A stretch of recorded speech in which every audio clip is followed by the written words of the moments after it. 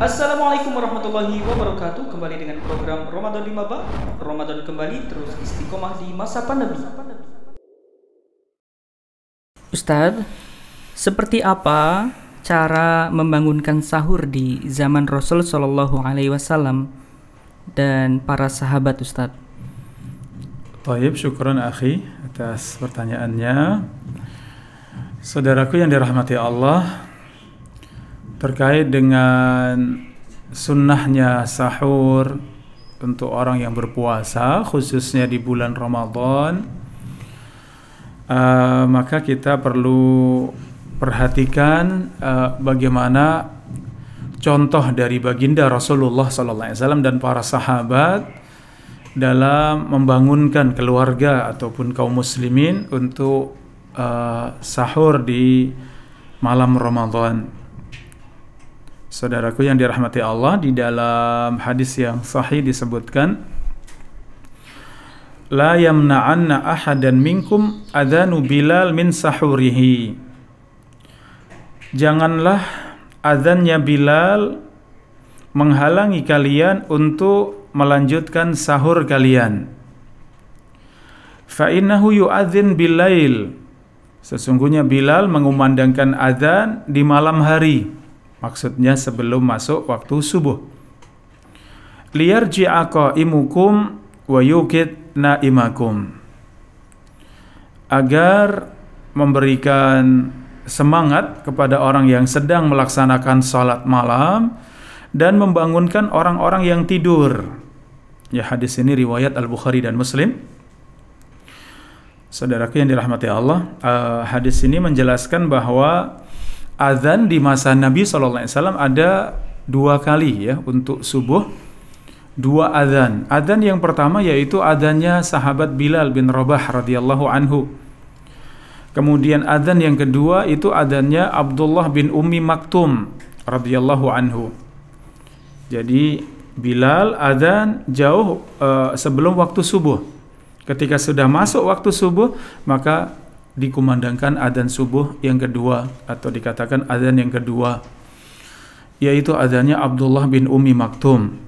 Disebutkan juga dalam riwayat yang lain dari Ibunda Aisyah radhiyallahu anha, anna Bilalan kana yu'adzinu bilail. Sesungguhnya Bilal, beliau mengumandangkan adzan pertama sebelum waktu subuh. Faqala Rasulullah sallallahu alaihi wasallam, kulu washrabu hatta yu'adzina ibnu Ummi Maktum. Maka Rasulullah bersabda, makanlah, minumlah sampai Abdullah bin Ummi Maktum mengumandangkan adzan. Fa innahu la yu'adzinu hatta yatla'a al-fajru. Sesungguhnya ibnu Ummi Maktum tidak mengumandangkan adzan sampai benar-benar sudah masuk waktu subuh. Hadis riwayat Al-Bukhari dan Muslim.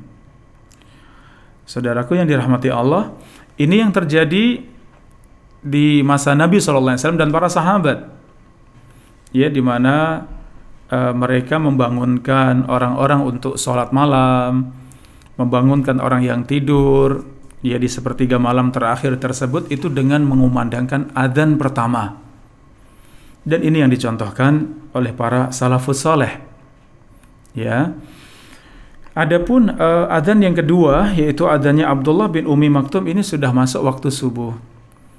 Beliau seorang sahabat yang buta, tidak akan mengumandangkan adzan subuh kecuali dikatakan kepadanya asbahta, asbahta, ya, dikatakan kepadanya engkau sudah masuk waktu subuh, engkau sudah memasuki waktu subuh. Kemudian Ibnu Ummi Maktum segera mengumandangkan adzan. Ini adalah adzan yang kedua. Ini yang kita dapati dalam perjalanan hidup Rasulullah dan para sahabat, bagaimana mereka membangunkan orang untuk bisa sholat di sepertiga malam terakhir, demikian juga untuk menunaikan sunnahnya sahur, ya. Termasuk dalamnya hadis yang menyebutkan bahwa jago, ya, ayam jantan itu berkokok tatkala melihat para malaikat. Dan itu biasanya kita dengar mendekati waktu subuh ya, atau di sepertiga malam terakhir, maka itu juga bisa menjadi pengingat buat kita, bisa membangunkan kita semuanya untuk bangun di sepertiga malam terakhir mendekati waktu subuh untuk melaksanakan sahur ya. Adapun dengan cara-cara yang lain kita tidak dapatkan itu di kalangan para salafus saleh, oleh karenanya tentu kita tinggalkan ini lebih baik, mencukupkan dengan adzan yang pertama untuk membangunkan kaum muslimin bisa menunaikan sahur. Demikian, Allahu taala a'lam bissawab.